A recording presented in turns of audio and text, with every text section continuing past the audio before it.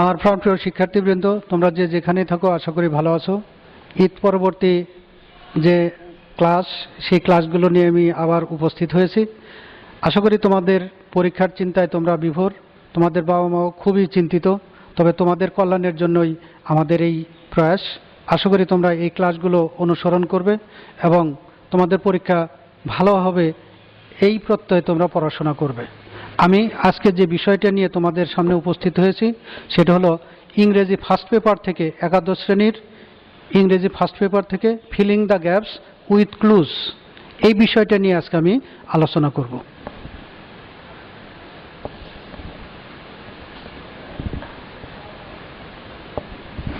প্রিয় শিক্ষার্থীবৃন্দ, তোমাদেরকে আগে বুঝতে হবে যে এই যে filling the gaps with clues, এটা সিস্টেমটা কি।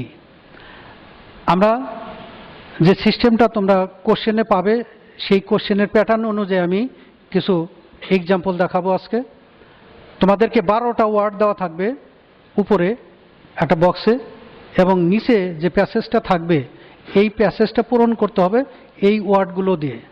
12টা ওয়ার্ডের মধ্যে 10টা ওয়ার্ড তোমরা 10 জায়গাতে ব্যবহার করবে, আর ওয়ার্ডগুলোর কিছু পরিবর্তন আসবে। অর্থাৎ ওয়ার্ড ফরমেশন বলতে যে জিনিসগুলো আমরা আগে জেনেছি, সেই ফরমেশন অনুযায়ী, প্রয়োজন অনুযায়ী আমরা সঠিক উত্তরটা গ্যাপে বসাবো। আশা করি তোমরা ওয়ার্ড ফরমেশন সম্পর্কে এর আগে যে ক্লাসটা নিয়েছি তোমরা জেনেছো যে ওয়ার্ড ফরমেশনটা কেমন। আমরা বলেছিলাম যে নাউন, ভার্ব, অ্যাডজেক্টিভ, অ্যাডভার্ব, এগুলো ফরমেশন, অর্থাৎ বিভিন্ন রূপ যদি সঠিকভাবে জানা থাকে তাহলে আমরা সঠিক উত্তরটাই বেছে নিতে পারবো। আসো আমরা এই প্যাসেজ থেকে দেখি। এখানে মাইক্রো ক্রেডিট ইনস্টিটিউশন সম্পর্কে একটা ধারণা দেওয়া আছে। মাইক্রো ক্রেডিট ইনস্টিটিউশন বলতে ক্ষুদ্র ঋণ সংস্থা। এই সংস্থা গ্রামের গরিব মানুষদেরকে আর্থিক সহায়তা প্রদান করে, কিছু ট্রেনিং দেয় এবং তাদের দারিদ্রতা মোচনের জন্য কাজ করে। এখানে আমরা পাচ্ছি যে গ্রামীণ ব্যাংক সেই রকম সংস্থারই একটা অংশ। আমরা আরও জানি ব্র্যাক, প্রশিকা, আশা, এগুলো ওই ক্ষুদ্র ঋণ সংস্থার এক একটি প্রতিষ্ঠান। এরা কি করে? মানুষের ভাগ্য উন্নয়নের জন্য, বিশেষ করে গ্রামের মানুষের, গরিব মানুষের উন্নয়নের লক্ষ্যে তারা কাজ করে যায়। তাহলে তেমনি একটা আইডিয়ার উপর একটা প্যাসেজ তৈরি করেছি, এবং এই প্যাসেজটা পূরণের লক্ষ্যে কিছু ওয়ার্ড দেওয়া আছে, সেই ওয়ার্ড সঠিক করে লিখতে হবে। এখানে দিয়েছি employed, growth, influential, emphasis, planned, poor, village, raising, reduction, globe, important, lend. তাহলে এখানে 12টা ওয়ার্ড দেওয়া আছে, কিন্তু আমাদের নিতে হবে 10টা ওয়ার্ড এবং সেগুলো সঠিক করে লিখতে হবে। আমরা এই উত্তর লেখার যে শর্ত সেটা হবে A to J পর্যন্ত তোমরা নাম্বারিং করবে, এবং যেটা সঠিক উত্তর শুধু সেই সঠিক উত্তরটুকু লিখবে। এখানে বক্স অথবা প্যাসেজ কোনোটাই তুলতে হবে না, শুধু A to J পর্যন্ত 10টা নাম্বার থাকবে, 10টা ওয়ার্ড বসাবে, তাহলে উত্তরটা গৃহীত হবে। আমরা দেখেছি, দেখো, micro credit institutions have a great in Bangladesh. তাহলে ক্ষুদ্র ঋণ সংস্থার যে প্রয়োজনীয়তা এটা বাংলাদেশে খুব রয়েছে। তাহলে আমরা হ্যাজ এ গ্রেট, এটা অ্যাডজেক্টিভ, আমরা অ্যাডজেক্টিভের পরে কি বসাই? নাউন। তাহলে ওখানে আছে ইম্পর্টেন্ট, তাহলে ওই ইম্পর্টেন্টটা আমরা যদি লিখি ইম্পর্টেন্স আকারে তাহলে সঠিক হবে। Have a great importance in Bangladesh. তাহলে ইম্পর্টেন্ট কথাটা অ্যাডজেক্টিভ, কিন্তু আমাদের লিখতে হবে সঠিক করে, সেটা হবে ইম্পর্টেন্স, অর্থাৎ নাউন ফর্ম। তাহলে এখানে ওয়ার্ড ফরমেশনটা অবশ্যই দরকার। গ্রামীণ bank is one of them which has recognition. আমরা এখানে রিকগনিশন পেয়েছি, তাহলে এটা কি নাউন? তাহলে নিশ্চয়ই নাউনের আগে আমরা জানি যে অ্যাডজেক্টিভ বসাইতে হয়। তাহলে আমরা কি লিখতে পারি? হ্যাজ গ্লোবাল রিকগনিশন, বৈশ্বিক একটা স্বীকৃতি রয়েছে, অর্থাৎ গ্রামীণ ব্যাংকের যে কার্যক্রম এটা আন্তর্জাতিকভাবেই স্বীকৃত। ইট মানি টু দ্য পোর, আমরা এখানে দেখিয়েছি ইট লেন্ট, LENT। তাহলে it third person single number, কিন্তু লেন্ট কথাটা আছে পাস্ট ফর্মে, তাহলে আমাদের লিখতে হবে ইট লেন্ডস, LENDS। তাহলে এই যে ভার্বের পরিবর্তন অর্থাৎ ফর্মের পরিবর্তন এটাও কিন্তু আমাদের জানতে হবে। তাহলে সি নাম্বার উত্তর হবে it lends money to the poor specially the dash women. গ্রামের মেয়েদেরকে এরা এই আর্থিক সহায়তা প্রদান করে। তাহলে এখানে লেখা আছে ভিলেজ, তাহলে আমরা এখানে লিখতে পারি নাম্বার ডিতে ভিলেজ উইমেন, গ্রামের মেয়েদেরকে এই সাহায্যটা তারা করে থাকে। It the need to develop skills, এটা গুরুত্ব আরোপ করে। ই নাম্বার ইতে আমরা তাহলে লিখতে পারি ইট এমফাসাইজেস, তাহলে এখানে এমফাসাইজ আছে, তাহলে শেষে ইএস যোগ করব। তাহলে it emphasises the need to develop skills and consciousness among them, সচেতনতা সৃষ্টি করে। তাহলে এখানে আছে রেইজিং, তাহলে উত্তরটা হবে রেইজেস। তাহলে ইট রেইজেস কনসাসনেস অ্যামাং দেম, সচেতনতা সৃষ্টি করে। তাহলে এখানে রেইজিং আছে আইএনজি ফর্ম, কিন্তু আমাদের লিখতে হবে ভার্বের প্রেজেন্ট ফর্ম রেইজেস, ইট থাকার কারণে হবে raises among them. It creates opportunity, তাহলে এখানে অপরচুনিটি, তাহলে এখানে দেওয়া আছে হলো নাউন, তাহলে নিঃসন্দেহে এখানে একটা ওয়ার্ড বসাইতে হবে এমপ্লয়েড। তাহলে আমরা জানি it creates employment opportunity, employment মানে কি কর্মসংস্থানের সুবিধা সৃষ্টি করে। তাহলে জি নাম্বারে হবে এমপ্লয়মেন্ট, এখানে আছে এমপ্লয়েড কিন্তু উত্তরটা হবে employment opportunity for rural women. This institution has a positive on their economic variables, আমরা লিখতে পারি কি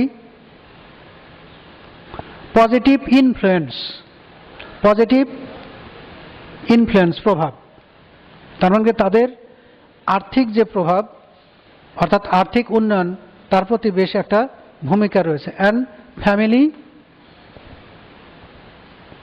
ওখানে দেওয়া আছে প্ল্যান, PLANNED প্ল্যান, তাহলে উত্তর হবে প্ল্যানিং, ফ্যামিলি প্ল্যানিং, তাহলে এটা নাউন ফর্ম অর্থাৎ জিরান্ডিয়াল ফর্ম, তাহলে উত্তরটা হবে আই নাম্বারে প্ল্যানিং।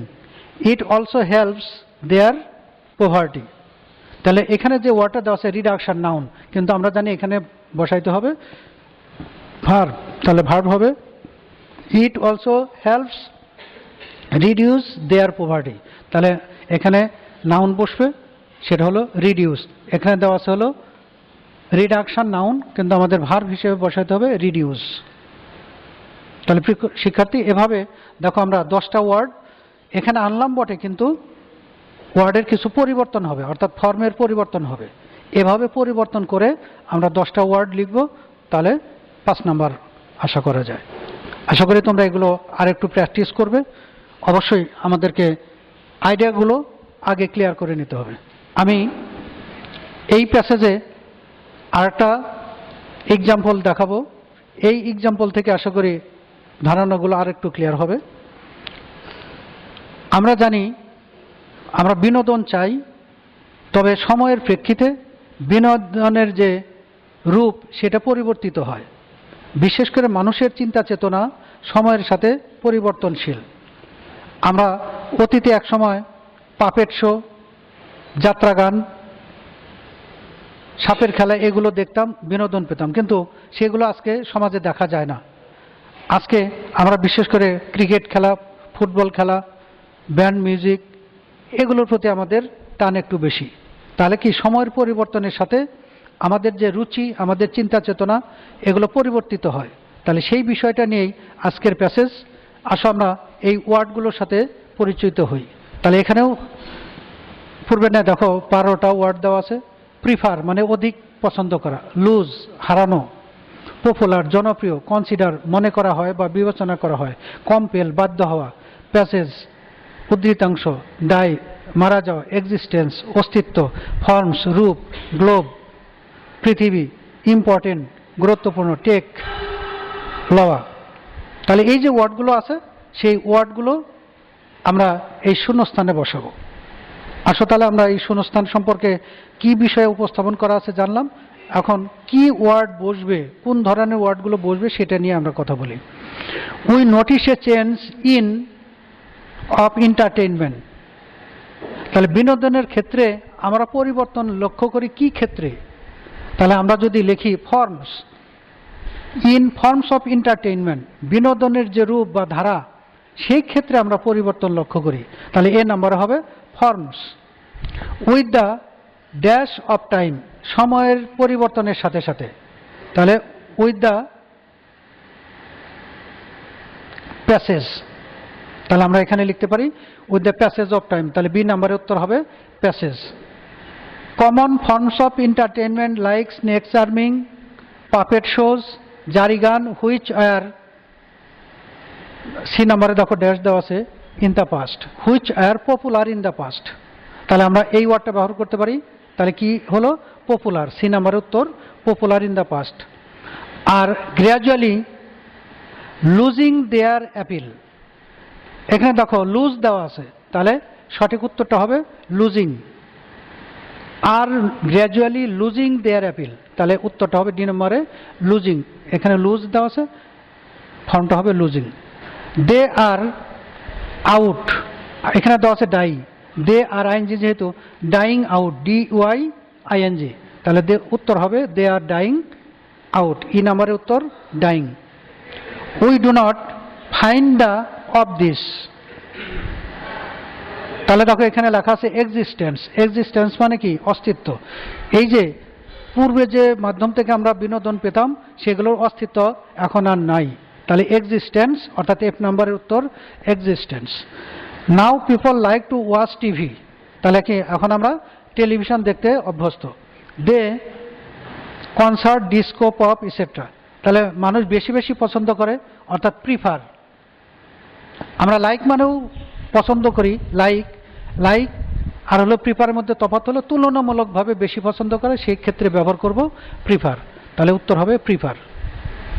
তাহলে কি আমরা কনসার্ট, ডিস্কো, পপ এগুলো এখন পছন্দ করি বেশি। All the changes that have place today are not good, তাহলে এখানে দেখো all the changes that have taken place, সংঘটিত হয়েছে, ওখানে যে ওয়ার্ডটা দেওয়া আছে সেটা হলো টেক, তাহলে প্রেজেন্ট পারফেক্ট টেন্স গঠনের খাতিরে তাহলে আমরা উত্তর লিখব taken. Have taken place today are not considered good, এখানে কনসিডার্ড দেওয়া আছে, তাহলে প্যাসিভ হিসেবে তাহলে আমরা লিখব কনসিডার্ড, অর্থাৎ আই নাম্বারের উত্তর হবে কনসিডার্ড গুড। সামটাইমস পিপল আর টু কম্পেলড, আর টু কম্পেলড, এখানে আছে কম্পেল, তার মানে কি লোকজন বাধ্য হয়।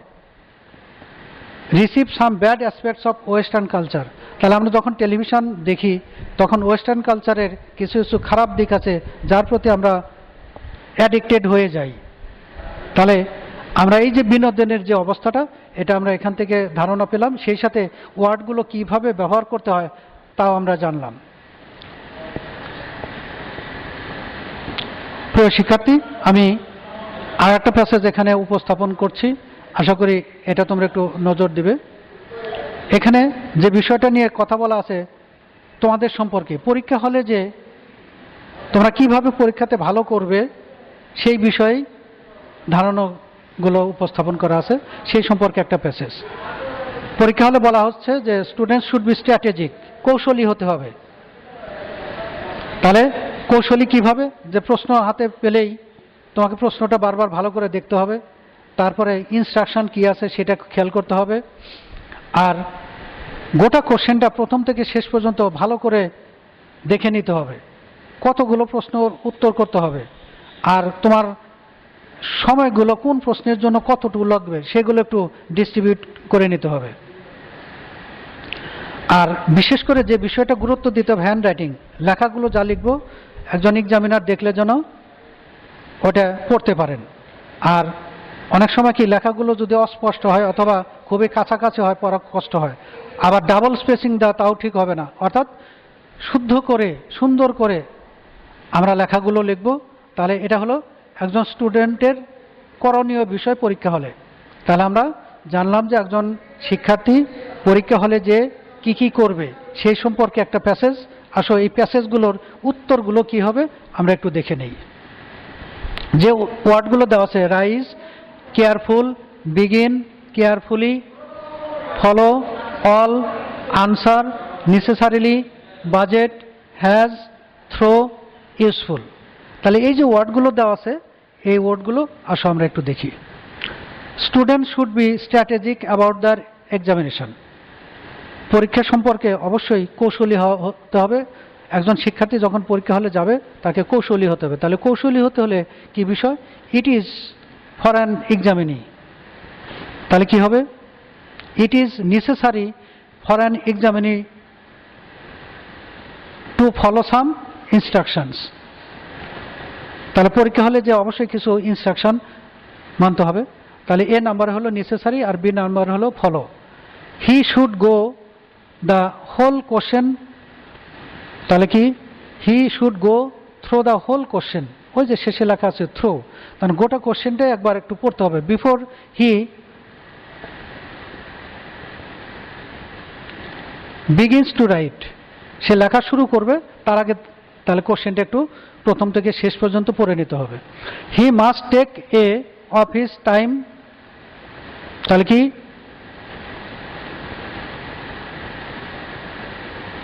He must take a of his time so that he can answer enough time to answer all the questions.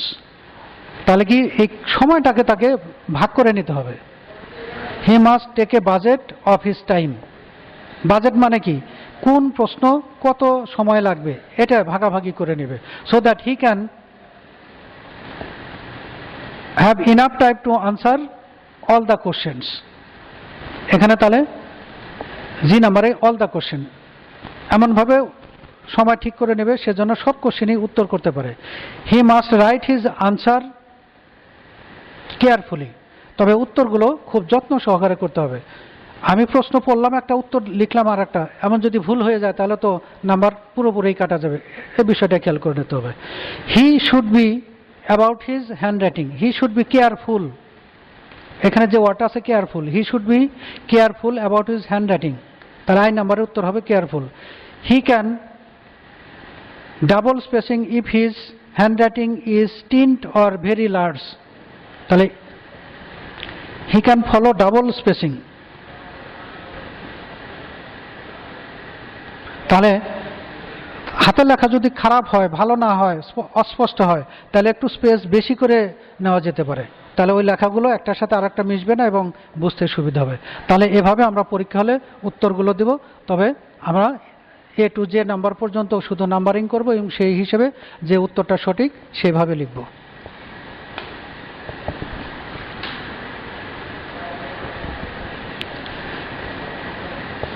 প্রিয় শিক্ষার্থীবৃন্দ, আমরা filling the gaps with clues এই বিষয়টা নিয়ে বিস্তারিত আলোচনা করলাম। আশা করি তোমরা সবাই বুঝতে পেরেছো। আমরা আরেকটু যত্নবান হব, বাসাতে প্র্যাকটিস করব। বেশি বেশি প্র্যাকটিসের মাধ্যমেই আমরা ভালো করার আশা রাখতে পারি। নিঃসন্দেহে তোমরা এই প্যাসেজগুলো বেশি বেশি পড়বে এবং পরীক্ষাতে ভালো করবে। তোমরা যদি পড়াশোনা করো, আশা করি যে পরীক্ষাতে ভালো করবে। তোমরা বাসাতে ভালো থাকো, বাসার থেকে বের হবে না, বাসাতে পড়াশোনা করো এবং পরীক্ষার জন্য প্রস্তুতি নাও। আর এই আশাবাদ ব্যক্ত করেই আমি আজকের আলোচ্য বিষয়টা শেষ করলাম। আল্লাহ হাফেজ, বাই বাই।